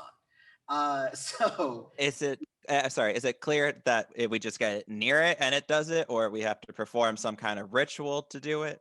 need to weaken it enough to then basically like Ghostbuster it. You know, you throw it near it and it'll get sucked in, but if it's too strong, then it will resist. Got it. So there's that. So let's see. So yeah, so that's it. But basically, you need to find out where it is.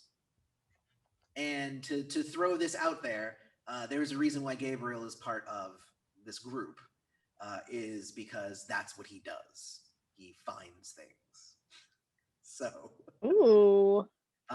he's the god of travelers. So he Yeah. where did it travel to? Let's find that. So yeah, how do I find that out? Like An oracle roll.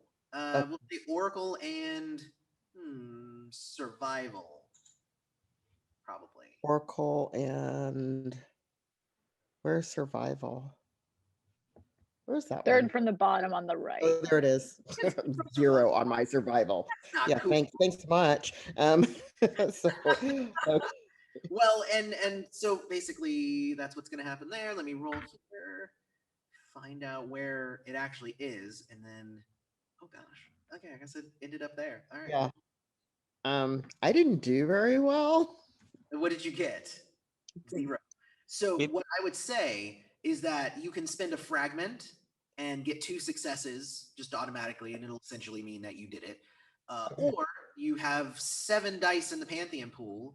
I'm sorry, you have 8 dice in the Pantheon pool. Nobody's been pulling from the Pantheon pool. So at any point, you feel like you could just be like, hey guys, can I just roll a couple of these? You know, as long as everybody at the table is cool with it, then you can just roll those. Why don't I take the fragments though because of time? Okay. It's like Yeah. you know what Spend I mean? a fragment and you got it. So you guys, so I will say then you guys move on to the next scene where you guys will track down the thing. It actually brings you to a junkyard. Interestingly.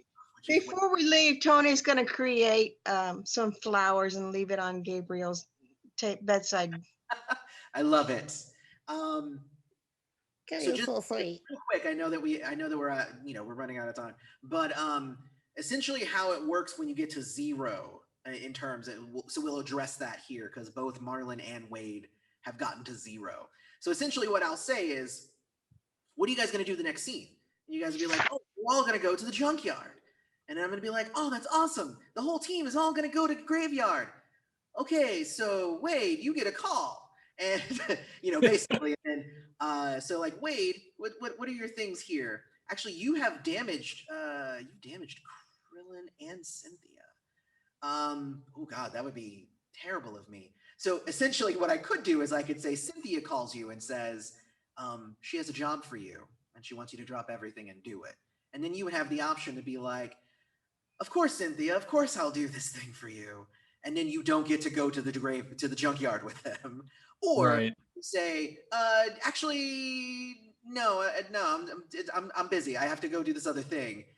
Thus straining her more because you are refusing her thing. And essentially, the more that gets strained, it drops in level. And it's really bad if Cynthia drops because she's a special one on your character sheet. Yeah. So actually, I'm going to say that that's what happens. She calls up and says, "I have an errand for you to run as return for the information I gave you." And then again, in the interest of time, I assume we're all just going to go to the junkyard together. So you would say no, and then you would get up to four free time back, but you would have to strain her essentially. Since you only have 3 free time, you only get 3 free time, but you can get up to 4 back when you refuse. Okay. So Marlon, I'd be like, "Oh, your rival boxer just came and like challenged you, brought cameras and everything to your gym." And then you'd be like, "I don't know, I could go and like, accept his challenge in the ring and whatnot, or I can go defeat this thing." So, and again, in the interest of time, we're going to say you say no to your gym, which would mean since you said no to your gym, you would strain your gym. Right. So a bigger monster to defeat for now. Bigger monster to defeat, but in a longer like ongoing campaign and stuff, there would be a lot more balance. There would be like a balancing act there. Like, do I say no or do I just go and do it? Can you guys handle this by yourself? I think I'll, what do I do? That sort of thing. So it becomes that sort of kind of playing with the free time. But again, we only, we're running out of time. So we all go. And then you would get up to 4 free time back, which I believe is what you have. So we would all go on to the next scene. And actually, I'm sorry, hold on. You guys would get your free time back, and then you would also be spending it to get into this scene. So it'd be 2 inches. All right, so you arrive at the graveyard, not the graveyard, the junkyard. It's a different type of yard. And you see, right as you get there, you see that there's like the attendant is the security guard. He's toast. You see some sliced up dogs. Like it's all like all the security that is at this junkyard is not there. And there are loud sounds coming from deep within the junkyard. So, excuse me. So I need stealth plus speed checks for you to approach silently. Speed. Oh, that's only 1 for me. I am not stealthy. One 3. success is what I want. So as long as you get 1, you're good. Ooh, I got 2. Hey, I rolled a 10. 1, 1, 1. 1. 1's all you needed. It's fine. If you got more than that, then it would be better. But as long as you didn't fail it, you're fine. So you guys, you get a good sight of Slicer. He is already in the process of crafting duplicates of himself from the junk and the junkyard. One is already done, and you can tell that he is simultaneously working on the 3rd and 4th right now. As he finalized his design on the first one, he can now mass produce a little bit faster. If he finishes the 3rd and 4th one, he'll make the next 4, and then exponentially, and then he'll be able to take over the world eventually. So, Can I wield my sword? Can I run at him and just like wield my sword and slice him and then open the box? Yes, you can totally do that. Let me let me finish the description real quick. But yes, you can totally do that. So you have a moment because you succeeded in your stealth. You do have a moment to plan your attack. If you do not want to plan an attack and you just want to run and hit them, you can do that. That's what Mina wants to do, but she'll hold back and wait. Okay. It's really what she wants to do.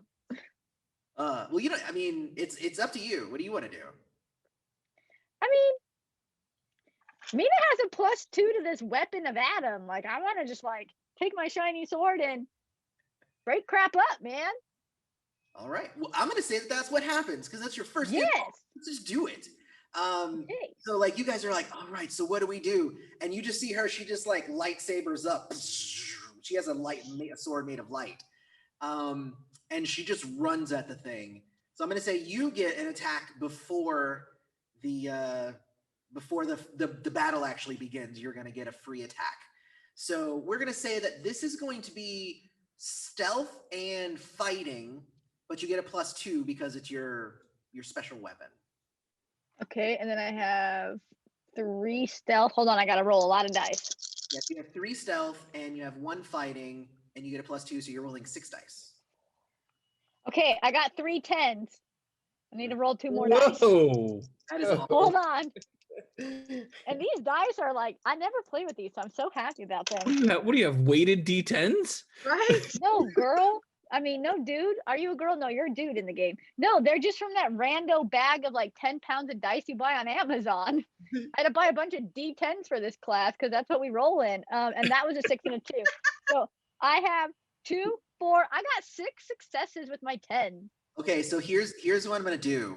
I'm gonna suggest that you do this, and I'm gonna suggest that everybody say yes to this. Okay.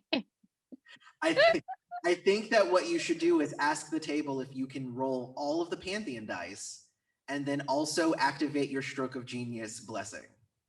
Yeah, guys. Can I do that? Yeah, go for it. Absolutely. Yeah. Already rolled so well that if you just pile on a ton of successes, this fight won't even happen. You will just kill it because you did so well. Yes. So there's 8 dice in the Pantheon pool, and Stroke of Genius doubles those. So roll, Yeah, that means it becomes 16. yes, roll 16 more dice, please. Whoa. Yeah. Here we go. That's a 9. That's a 9. That's an 8. That's an 8. Do it, So Mina. 1, 2, 3, 4. 4 successes. 1, 2, 3. Is that a 9? Is the dot on the bottom a 9 or the dot on the bottom a 6? If the dot is by the loop, well, no, if the bot's By the tail? at the end of like the line, then it's a 9. A 9? Okay. The dot is So I got an 8, 9, 10. 6 and a 1. Okay. What So is that's 8 happening? dice. 2 and 4. Yeah, I mean, already I'm pretty sure the math is adding up to this thing being gone. Okay, I've officially rolled 10 dice, and I have 2 10s, 1 9, and 2 8s. So that's 2, 4, 5, 6, 7 successes so far with 10 dice. I really do have to roll 8 more. Your 6 you already had. Yeah. Do I still need to roll 8 more dice? Done, because Yeah. yeah, Holy. he only had 10 threshold, which is like to take down something is their threshold. He only had 10. We didn't need to kill it. We just need to weaken it. Mina. Wow. That's an upset right there. Love it. That was wonderful. Like he's got Nina like you. does one of these things and is like, yes, with the sword of Adam just like right in front of her, and it's like, yes. Well, yeah, and you slice it in half, and it like falls into pieces and all that stuff.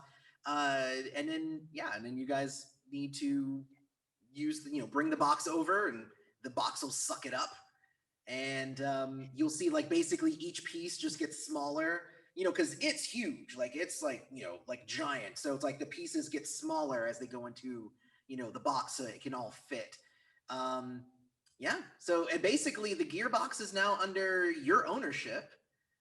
So basically you guys will need to find a good place to hide it, because if somebody else finds it, it can just be reopened, and Slicer could get free again.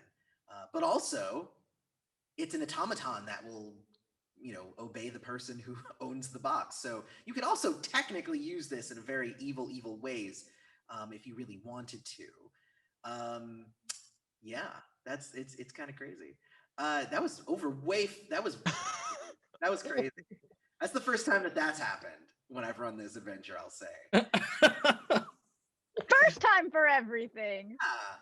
Yeah. So I also have here, Tony has the opportunity to find Jamal's friends and console them. So you could always do that after. And actually, I have it here that if you do not do this, then you would end up straining the school campus bond. Well, then, of course I would do that. Because of course you do that because you're Tony, of course. Because I'm Tony. And also, I'll get Gizmo's that too. gets shut down, obviously. Unless Wade and Nina want to take it over. If you spend a combined wealth of 6 wealth, then you guys can actually buy that store, and you could make that location part of your divine territory. Mm. Then you guys, the two of you, could run it, and it'll be fun because it's A Gizmo's. joint venture. Otherwise, you guys are still responsible for getting rid of the bodies and stuff like that.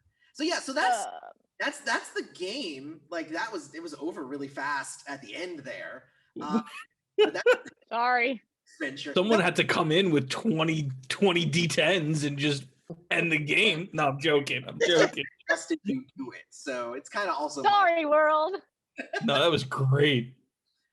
So yeah, and honestly, so the way that this was, the way that beginning thing that I was asking you to do with Marlon, Matthew, with the Oracle empathy, was for you to kind of feel what it was like in Jamal when he died, right? So that would have given you the impression, because you would have seen, you would have heard the screeching of gears. You would have been able to kind of get a little bit more sensory stuff from the death. Whereas, when you just ask him a question, he's just like, I don't know what happened. It's right. It's different to experience it versus asking him in the background. But you would have known that like the creature was mystical in nature. It was definitely made of metal somehow. You would have known that it jumped through a portal. Then you would have I've had this happen before, where if you do that the right way and you get enough successes and you find out that it went through a portal, then you just call up Gabriel, and Gabriel goes, it went through a portal, and then you just make a roll, and you're like, I'm gonna open a portal to wherever it went, because you're the god of travelers. That's what you can do. Right. So Strange stuff. I've had games where it's just like, oh, we just go straight to the junkyard and fight the thing. Let's just do that. Let me see. What are some other things? I just want to make sure, because every game runs differently, but I have I have a bunch of notes here for this one. Let's see here. No, that's where you find the amulet. That's where. Oh, that's what I was gonna say. So, yeah, you would have been able to get the thing to. Oh, that's if you guys had investigated his body. Like you didn't. You kind of looked at his wounds, and then you guys were like, "Oh, let's just go." But if you had like grabbed a student ID, you would have gotten to gizmos and junk sooner. I think a little bit sooner. Because you would have had that information, like his student ID and his job ID and whatnot. And yeah, I think that's it, really. Honestly, you guys hit most things. There wasn't really, I mean, and Slicer didn't have a chance to actually fight back or anything, but he had some Heck no. Heck no. experience of like what combat is like. It was just like bam, over. Sorry. Mina just kicked some you know what right there. Now the only thing with that is that like she would have been able to do that once, and then if that didn't take him down, then it would have been an actual fight at that point, because that's what happens with Mina. She's actually not that good of a fighter. She's actually really bad at fighting, really. but with all your Pantheon dice and the Stroke of Genius thing, which can only be used once per session, right? And honestly, it's just fun to do. And I think I'm good. So, but there were some things here that could have also gone. Tony has a thing called Instant Domain, which is good. Essentially, as a drifter, you can basically make wherever you are your home. So she could have just spent a fragment, and the junkyard would have become part of your divine territory temporarily, which would have meant I was actually about to do that before Tony just well, it would have been exactly did her thing. So there's that. Wade is actually really cool because he's got like a ring that can like throw gusts of like cold air and stuff. Yeah. He could have called Killick and had Killick fight alongside you guys. Yeah. Mina's also obviously great in the fight. If Haley was here, she's the goddess of ravens. She's got a thing where she turns her hands into talons and just starts like clawing at stuff. She's actually really cool. Would I have been able to freeze can freeze you with a look? Would I have been able to use that on the construct? Yeah, you would have been able to. Cool. What that does is basically you just kind of give an icy stare and it will do some damage. So yeah. You could have totally done that. Okay. Yeah, there's the semi-professional boxer that just watched with the lightsaber basically just destroy the thing. Yeah. He's like, oh, all right. So did Mina's interaction with Cynthia, does that count as an intimacy moment, since Mina is so concerned and like is so dependent on humanity and their human interaction. Would that have counted as a intimacy point, or would that be like an outsider because of their connection to like Cynthia's connection to Wade? Because that's why I like had that moment, because I knew that if I didn't have some sort of interaction with another person that was not a god, I would have my curse on me. So that's why I interjected into that and apologized to her. So I wasn't sure if that counted as an intimacy moment. No, I love that you paid that special attention there. No, that counted. Mina is a member of the Phoenix Society, and their curse is that they are addicted to humans. So if any scene where they don't interact with a person, not a god, not a monster, like a person, then basically it's kind of like Tony when she's not moving. She takes on negative stuff after any scene where she doesn't involve. And that's like I had one where like the Phoenix got captured and got like thrown in a prison with no one, and they just go crazy. It's really God. scary. And I didn't understand Samantha for Gabriel. I wasn't quite sure like what her deal was, or I mean, I just didn't get it. What would have happened is if you would have gotten to a point where you were out of, again, these characters are made for like longer play and stuff like that. Okay. So if you had gotten to a point where you had gotten to 0 free time, then I would have had Samantha call up and be like, you know, oh, it's actually, did you forget that it's our anniversary? I have a whole special dinner made up for you. And then you would be like, well, I know we need to go fight the thing, but I would rather go and have a wonderful romantic dinner with my, and that's actually what I was talking about before when I said I ran this at Gen Con. Essentially, I had set it up that like Gabriel was trying to figure out the best way to propose to Samantha. And I was like, so that's your personal storyline for this session. And they literally were just running around like, ooh, we could run here and we could buy a ring, and then we could go over here and we could like stage a thing. I'm like, you know, there's monsters attacking. They're like, hush, hush, hush. We have to go and organize. We're gonna do this whole thing, and we're gonna invite her to the thing. And it was like there was monsters like killing people, and they're just, the whole table was just like emphatic that this proposal needed to be perfect. You know, so it was like it's that sort of thing. And I didn't initiate any personal storylines because those obviously would have detracted from the time. But that is how the game is meant. Like every character should basically have a personal storyline going on at the same time as the overarching group storyline, so that there are stakes for you to say yes or no to, essentially. This is awesome. Awesome. And does this take place like, can a game like this take place in like 2021 type of thing? Oh, yeah. This is okay. This is made to be modern day. Okay. So yeah, it's you can totally do it. You can do it here, and you can do it, you know, in any time or whatever you want. Right. It is meant to be modern day. Okay. In the old days, there were the giant gods like Zeus and all that stuff, but their power waned, and now you're just like, dude. Now it's our turn. Yeah, exactly. And that's part of the game too. Is I didn't want a game where you're playing, you know, I'm Thor and I'm this person. It's just like, I love the idea of creating brand new characters out of this and brand new gods. And the way that the system is set up, it's flexible enough that even if like say 2 of you wanted to be like the god of fire, a lot of that is then going to be, you know, kind of, what's the word, contextualized by the other choices you make for your character. So, you know, Wade, you know, the CEO of a company who's very selfish and all that stuff became the god of fire. That would be very different than, I had a god in the first edition of the game. Her name was Amala, and she was a doctor who was, she believed that she was an avatar of the god Agni from Hindu. And so she was like, but I'm going to use my fire only to heal. Like I would run games with her, and whoever was playing them would be like, I'm going to throw a fireball at them. I'd be like, a Hippocratic oath. You probably wouldn't do that. Like, I'm sorry, you are a doctor. Like, well, then what the use is being a fire god? It's like, I know, right? It sucks. So those two gods would be very different, even if they're the god of the same thing. So Right. That's super cool. very nice. Well, I don't know how to wrap this up, Tony. How do I wrap this up? Because normally I'd just be like, let's stay here for like another hour just chit chatting. But like, I think probably.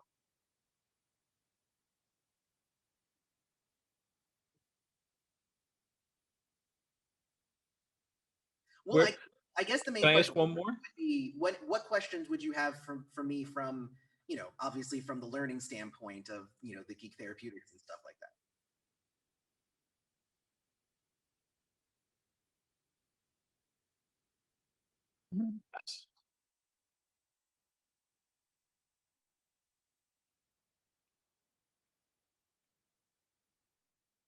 Can hear me as well, actually on the stream. So like say working with this with kids and stuff, when you have the option for the death and you're like, you only have beauty, and I was like, but death is beautiful in some aspect. What if we turned it around that way?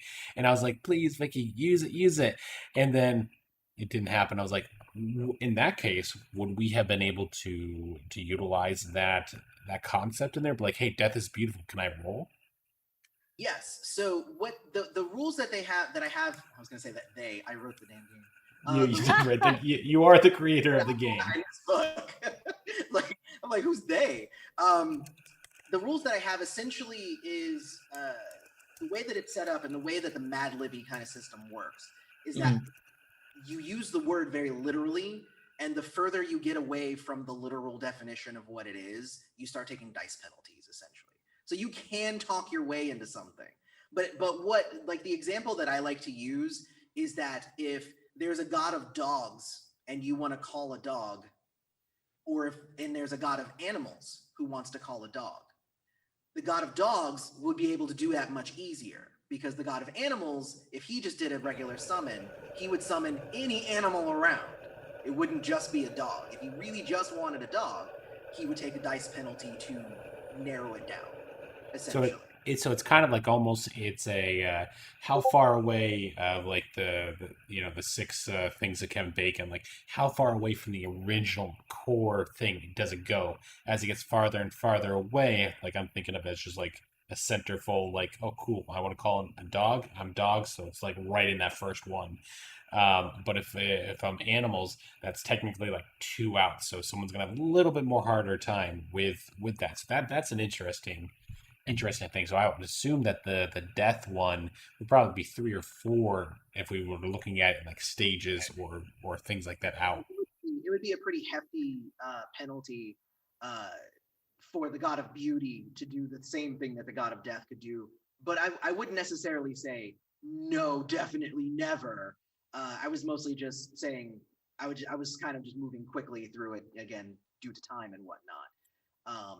But yeah, so I mean, you can definitely skirt around the rules a little bit like that, but for the most part, it's like sometimes as the GM, you just kind of have to go, nah, it doesn't apply. But also, whenever you're making characters, that's why a lot of the time, my first question is, what are the types of things that you want to be able to do with this? So that I understand the core direction that you're going in, so that then I understand what is inside of it. And so. And sometimes you pick something as, crazy wide as death or war or something like that can just have so many meanings. It's kind of the same thing as like being the god of everything. So if you're the god of everything, then that just means you're taking penalties to do anything specific, like just anything. So because you're the god of everything, so everything would happen anytime that you use your abilities. If you wanted only one thing to happen, it would be terrible. So would that mean that as if we were to utilize this in a therapeutic setting, if someone's like, well, I want to be the god of everything, let's use that as an example, you can be like, cool, you can do that. However, you're going to take at least 2 dice penalties to pretty much anything you're about to be doing, because that's how the game is kind of created. So why don't you choose something a little bit more specific? Yes, Right. I would say yes. And the book, actually, I give a lot of like I think it's like 2 pages worth of like here's some guidelines that you should probably follow, so I tried to be as deep as I could to keep people from doing like God of everything, because there are ways to try and abuse it, but it goes against the fun of the game. You know what I mean? Like, play within some borderlines and whatnot. So yeah. So like, I have stuff here like as fun as the God of Pizza might be. Does that really? Let's do this. Like, I just want to be able to summon pizza today. Like, okay, sure, I guess you can. I guess, but do you want to be useful to your group? Maybe pick something else. Yeah. So there is that, and honestly, like a lot of it is in the wording. Like I've had a God of Death and I had a God of the Dead, and I treat them as two separate things. One is about death itself. The other one is about things that have died. Mm-hmm. So, the specificity is slightly different. No, that makes sense. I found it super interesting. I followed the Kickstarter, I think last year, right before pandemic happened, I think is when it like ended. And I like found it on Facebook, it popped up and I missed it like within like a day of the Kickstarter closing, but I'd gone through and read all of the comments and I reread them yesterday. And as I was reading through them, and this is from a therapeutic model, but the way that the game is set up, it really resonated with acceptance commitment therapy and how the individual gods have to accept the fact that they can't, unless you're trying to be the god of everything, you can't really have your cake and eat it too, and you have to get through that acceptance. And then for any players in a clinical setting who are playing with this, it really embodies that model beautifully. And I think out of all the games that I've tested in the model that I use personally, this game could easily be put into a setting at any of my clinical tables. And I think it's awesome. And I'm so glad I got to play it, because the whole time today, I just kept thinking, wow, I know where I could put this in my program that I'm running right now. I could remove the game I'm using, interject everything from today, and aside from teaching them the dice rolling and the mechanics, everything about this 2-hour session was beautiful and taught me, as someone who does this as a living right now, like this game is perfect for a clinical setting. So kudos to you for not knowing that that's what you were going to create for someone like me, but amazing. Yeah. And just like Ed, it throws in like items like time management, prioritizing, definitely frustration tolerance, because like if you didn't do that whole thing with Wade and I couldn't be a part of that whole scene, I know I would have been like upset. I would have been mad. But on a therapeutic level, it allows for sort of a better understanding of how to manage time, prioritizing, a whole mess of things, and just the social interactions too between each character and that need for role play to sort of activate certain things. It's just key. It creates a lot of potentially beautiful and scary moments at the same time. For sure.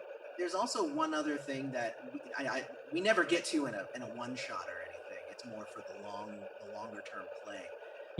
Essentially, the more powerful you become, the reason that you have bonds and you have attachments and stuff is that the more powerful you become, you have to start cutting away those parts of your life. So that's everything that's on your sheet is what's important to that character.